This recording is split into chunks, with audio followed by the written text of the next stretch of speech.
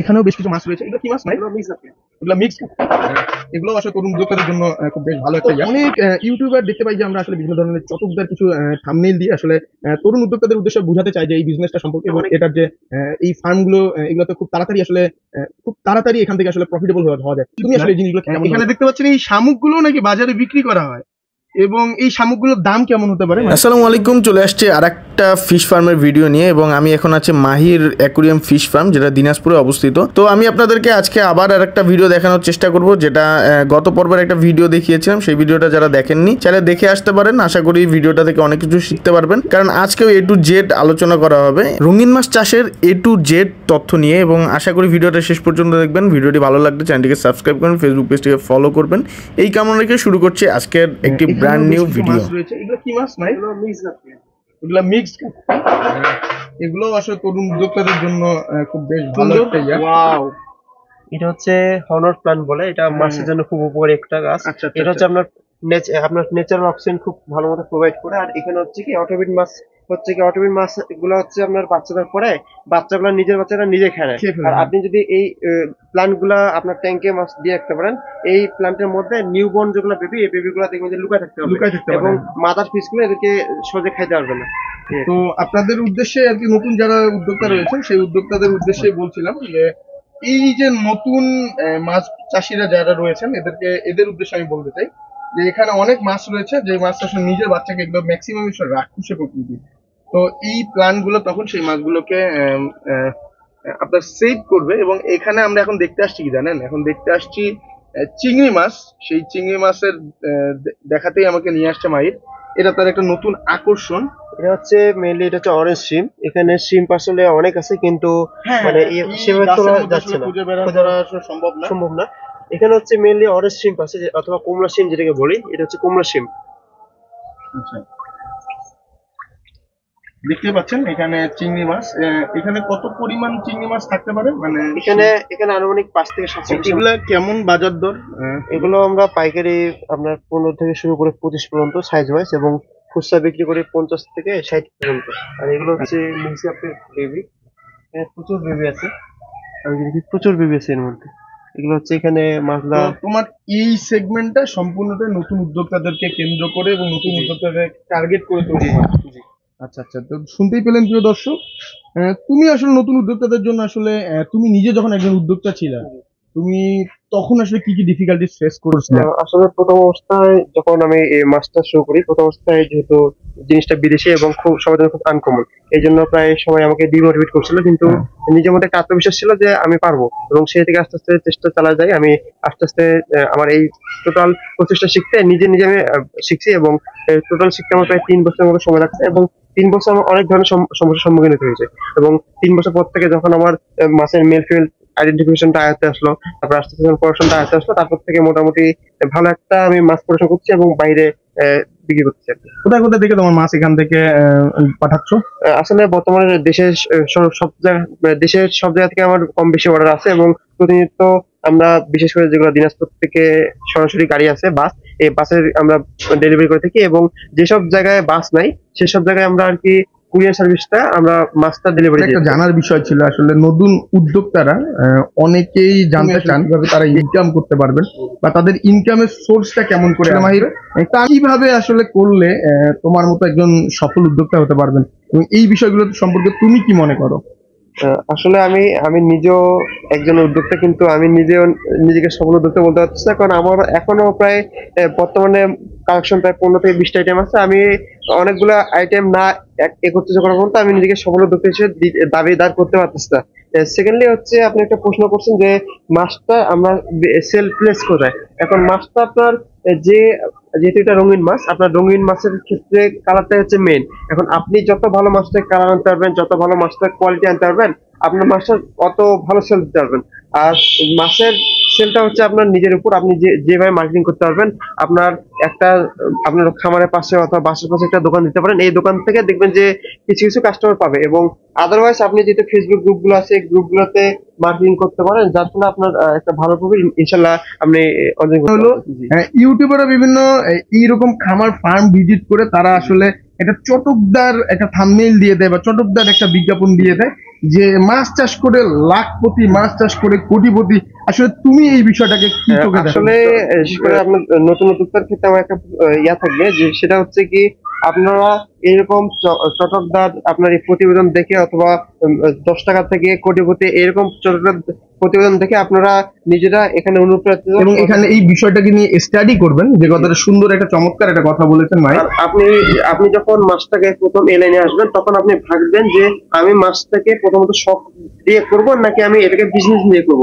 এখন আপনি যদি প্রথম অবস্থায় আপনাকে অল্প পরিসরে কিন্তু শুরু করতে হবে আপনি শখে পালন করার জন্য, এবং যদি আপনি বিজনেস আকারে করতে চান, এই বিজনেস আকারে করার আগে আপনাকে প্রচুর পরিমাণে স্টাডি করতে হবে, আপনাকে 8-10টা ফার্ম ভিজিট করতে হবে এবং A to Z একটা একটা করে আপনাকে স্টেপ বাই স্টেপ একটা করে প্রসেস শিখতে হবে। কারণ আপনি যদি প্রত্যেকটা প্রসেস আপনি যদি কন্টিনিউ মেনটেন না করতে পারেন, দেখবেন যে আপনার কোনো কোনো কোনো একটা ক্ষেত্রে ল্যাকিংস হবে, কিন্তু এই ল্যাকিংসটা আপনার দেখবেন যে ব্যর্থতার জন্য অনেক বড় একটা ভূমিকা পালন করে।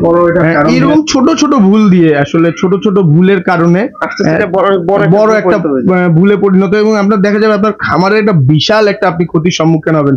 এবং এইরকম ছোট্ট একটা গল্প যদি আমি আমার জীবন থেকে বলতে চাই, আমি এইরকম একটা মাছের এইরকম একটা ফার্মেই আমি দেখেছিলাম যে তারা ওই যে পটাশিয়ামটা যে ইউজ করতে যায়, এই পটাশিয়ামটা আসলে কিছু সময়ের জন্য আসলে মাছের ক্ষেত্রে ব্যবহার করা হয়, কিন্তু হয়তো সামাও সে আসলে অনেক বেশি ইউজ করে ফেলছিল। এক পর্যায়ে দেখা গেল তার মাছের ফার্মটাই আসলে শেষ হয়ে গেছে। তো এই জিনিসগুলো মাথায় রাখবেন। এইরকম কোনো গল্প তোমার কি আছে নাকি মাহির? যে এরকম অনেক ইয়ে থাকবে আপনার। প্রথমত আমি যদি বলি মাছ চাষের কয়েকটা দিক আপনাকে 5 থেকে 6টা দিক আপনার সবসময় খেয়াল রাখতে হবে। প্রথমত হচ্ছে কি আপনি মাছটা আপনার প্রোডাকশনে নামতে হবে। প্রোডাকশনে যদি আপনার বিজনেস ক্যাটাগরিতে যদি আপনি আসতে চান, প্রথমে আপনার প্রোডাকশন নামতে হবে। দ্বিতীয়ত হচ্ছে আপনার ফার্মে কখনো চুরি হওয়া যাবে না। চুরি হলে আপনার দেখবেন যে লজের খাত শুরু হয়ে যাবে, আস্তে আস্তে লজ হবে। তৃতীয়ত হচ্ছে কি আপনার মাছটাকে আপনার বাঁচা রাখতে হবে, কারণ মাছটা যদি আপনি বাঁচা রাখতে পারেন, বাঁচা রাখতে পারলে আপনি ওইটা থেকে পড়াশোনা করতে পারবেন, মাছটা বাঁচা রাখলে ওইটা বড় করে আপনি সেল দিতে পারবেন। এই জন্য তৃতীয়ত হচ্ছে আপনাকে মাছটাকে বাঁচা রাখতে হবে। চতুর্থত হচ্ছে পানি সবসময় ক্লিয়ার রাখতে হবে, যেহেতু এটা বিদেশি মাছ, এটা হচ্ছে বাইরের মাছ এবং কালারটা হচ্ছে এর মেন। আর পানি যদি আপনার যত ভালো ফ্রেশ থাকবে, এই পানি যত ফ্রেশ থাকবে মাছের কালারটা অত ভালো হবে এবং আপনার মাছটা অত ভালো দামে সেল দিতে পারবেন আর কি। আর মাছের মরক অনেক সময় হয়, বিশেষ করে মাছের শীতকালে ফাঙ্গাল এবং ব্যাকটেরিয়া জাতীয় ইনফেকশন গুলো বেশি হয় এবং শীতকালে অটোব্রিডের আইটেম গুলো মাছের বেশি সমস্যা হয়।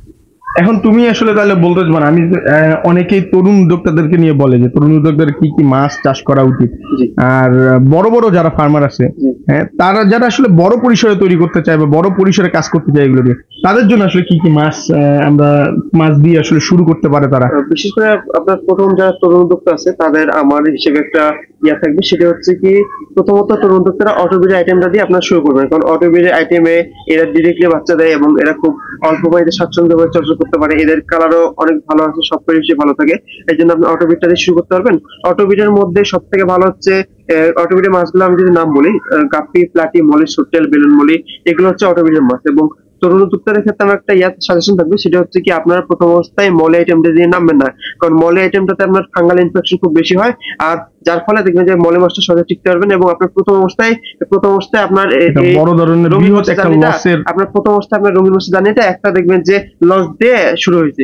ওই জন্য আমার ক্ষেত্রে সাজেশন থাকবে আপনারা অটোব্রিডের আইটেম দিয়ে যারা শুরু করবেন, গাপ্পি, প্লাটি, সোটেল, এই 3টা আইটেম দিয়ে আপনারা স্টার্ট করবেন, আমার মনে হয় সব থেকে ভালো হয় এটা দিয়ে। আর যারা আপনারা বিজনেস আকারে এটাকে নেবেন, আপনারা বড় পরিসরে যারা বিজনেস আকারে করছেন, তারা আপনি কমেট, গোল্ডফিশ, কৈকাপ, তারপর ভালো যাতে এক্সক্লুসিভ গাপ্পি, এই আইটেম গুলার আপনি বেবি নেবেন। বেবি নিয়ে আপনি আস্তে আস্তে একটা পর্যায় পর্যন্ত ভালো মতো ফিডিং করাবেন এবং নিজের ব্রুড নিজে তৈরি করবেন। কারণ প্রথম অবস্থায় যদি আপনি বাইরে থেকে ব্রুড, অর্থাৎ ব্রুড মাছ বলতে আমরা মা মাছকে বোঝাই, প্রথম অবস্থায় যদি আপনি ব্রুড মাছ অর্থাৎ মা মাছ যদি বাইরে থেকে আপনি মাছটাকে নিয়ে আসেন, প্রথম অবস্থায় আপনি মাছটাকে আপনার ফার্মে সার্ভাইভ করতে পারবেন না কোনোভাবে। ওই জন্য আমার ক্ষেত্রে একটা সাজেশন থাকবে, সেটা হচ্ছে কি যারা এইটাকে বিজনেস আকারে নেবেন এবং পড়াশোনায় আসবেন বা খামার করবেন, আপনারা ছোট সাইজের মাছটা নিয়ে আপনারা বড় করবেন। বড় করার পরে দেখবেন যে যখন মাছটাকে ম্যাচের সাইজে চলে আসবে, তখন আপনারা এটার থেকে আপনার বাসার সাথে অ্যাডজাস্ট করে আপনার পড়াশোনা। আমার এই পর্যন্ত ইনভেস্ট প্রায় 14 থেকে 15 লাখের কাছাকাছি এবং আলহামদুলিল্লাহ প্রতি মাসে একটা ভালো আমার অ্যামাউন্ট আসতেছে আলহামদুলিল্লাহ। এবং মাছের মেইনলি সিজন ওয়াইজ, সিজনটা শুরু হয় মেইনলি আপনার মার্চ এপ্রিল থেকে, সিজনটা চলতে থাকে নভেম্বর ডিসেম্বর পর্যন্ত। এবং শীতের সময়টা হচ্ছে কি আমাদের অফ সিজন, বিশেষ করে শীতের সিজনটাতে অটোবিটের যে আইটেম গুলো কাপি কাটে মলি, এই আইটেম গুলো হচ্ছে আপনার তেমন খুব ভালো একটা সার্ভাইভ করতে পারে না এবং প্রোডাকশন হারটা খুব কমে যায়। এই জন্য অটোবিটের জন্য এই শীতকালটা সুইটেবল না। আর শীতকালে হচ্ছে কমেট গোল্ডফিশ কুই কাপ মানে যেগুলা মাছ ডিম দেয়, এই মাছগুলো কিন্তু সবচেয়ে বেশি শীতকালে ডিম দেয় এবং আমরা এই সিজন থেকে মাছের প্রোডাকশনের জন্য কাজে লাগাই। আমার শুরুটা হচ্ছে 2013 সালে শুরু আমার। 2013 সালে মানে 11 বছরের একটা জার্নি। 11 বছর একটা জার্নি। এই জার্নিতে 11 বছর যখন তুমি শুরু করেছিলে 2013 সালে, তখন তুমি তোমার বয়স কত ছিল এবং কোন ক্লাসে পড়তা তুমি? তখন আমি ক্লাস 5 এ ছিলাম। এই বয়সে আসলে আপনাদের ছোট ছোট বাচ্চারা মোবাইল নিয়ে আসলে বিভিন্ন ধরনের গেমে আসক্ত হয়ে পড়ছে। সেই বয়স থেকে সে লাখ টাকার একটা বিজনেস দাঁড় করায় ফেলছে। এই কথাটা আমি বলবো না এই কারণেই যে এই কথাটা আসলে আমার বলাটা উচিত হবে না, কারণ এটা তো অনেকে বিভ্রান্ত হতে পারে যে আসলে 15 লাখ টাকার বিজনেস কিন্তু একদিনে হয়নি।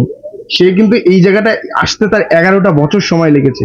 তো আপনারা যারা প্লিজ মানে আপনারা যারা এই সকল চটকদার বিজ্ঞাপন থেকে এখানে আসতে চান, যে 10 টাকা বা 600 টাকা দিয়ে শুরু করে কোটি টাকার বিজনেস করতে, লাখ টাকার বিজনেস, এইসব দেখে আসবেন না। অবশ্যই ও যেটা বললো ফার্ম ভিজিট করবেন। ফার্ম ভিজিট মানে শিক্ষার কোনো বিকল্প নাই। তো সে যে কথাটা আসলে আমি আমার ইয়া থেকে বের হয়ে যাচ্ছিলাম যে আসলে সে ক্লাস 5 থেকে শুরু করছে এবং করার পর সে আমি দেখেছিলাম, আমি একবার আগেও তার বাসায় আসছিলাম, সেবার কিন্তু আসছিলাম কাস্টমার হিসেবে। হ্যাঁ, আমি সেবার তার বাসায় কাস্টমার হিসেবে আসছিলাম যে আমার বাসায় ছোট্ট একটা হাউসে আমি আসলে রাখতে চেয়েছিলাম, এইরকম একটা আইবিসি ট্যাঙ্কে আসলে আমি রাখতে চেয়েছিলাম। তো ওই রকম রাখার জন্য আমি তার কাছে মাছ নিয়ে গেছিলাম এবং সেই দিন থেকে মাহিরের সাথে আমার পরিচয়। সেদিন কিন্তু আমি দেখেছিলাম যে তার আসলে ফার্মের অবস্থা এবং সে আজকে কত কি করে ফেলছে। এবং দেখতেই পাচ্ছেন যে তার এখানে আসলে খুব যে বেশি ইনভেস্টমেন্ট রয়েছে এরকম না, খুবই কম কিছু ইনভেস্টমেন্টের মাধ্যমে সামান্য কিছু ছোট ছোট ড্রাম বা আমাদের এখানে ছোট ছোট যে পানির ট্যাঙ্ক গুলো রয়েছে, বেশি যে আপনার এখানে ইনভেস্টমেন্ট লাগবে এমন কিছু না। এখানে দেখতেই পাচ্ছেন যে আসলে ছোট ছোট কিছু এইসব টাঙ্কি দিয়ে আসলে সে এখানে সুন্দরভাবে দেখছেন তৈরি করছে, একটা মাছের পুরো একটা প্রজেক্ট তৈরি করছে, যেটা বর্তমান মূল্য এখন 15 লক্ষ টাকা, যেটা আসলে অসম্ভবকে আর কি হার মানায়। এছাড়াও এখানে দেখতে পাচ্ছেন বিভিন্ন ধরনের বাগান রয়েছে তার বাড়ির মধ্যে এবং দেখতে পাচ্ছেন মাশাআল্লাহ মাশাআল্লাহ কি সুন্দর আম ধরে রাখছে। এগুলো কি জাতের আম? এখানে বাড়িফোর আম এবং এখানে বেশ মাশাআল্লাহ আমের সাইজটা একটু দেখেন, আমি জানি না আসলে ধরাটা আসলে উচিত হবে কিনা।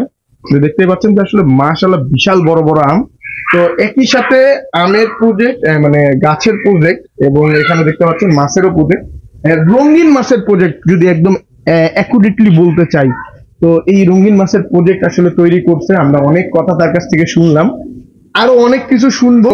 এখান থেকেই বিদায় নিচ্ছি। তো ভিডিওটা কেমন লাগলো অবশ্যই কমেন্ট করে জানাবেন, কারণ আপনার একটা কমেন্ট আমাকে বেশ মোটিভেট করবে, নতুন নতুন ভিডিও বানানোর একটা সুযোগ তৈরি হবে আমার এবং আমি বেশ সাপোর্ট পাবো আপনাদের কাছে। সেই সাপোর্টের আশা রেখে আজকের মতো এখান থেকে চলে যাচ্ছি। আবার চলে আসবো নতুন কোনো পর্ব নিয়ে। সেই পর্যন্ত সবাইকে শুভকামনা জানিয়ে এখানে শেষ করছি। আল্লাহ হাফেজ।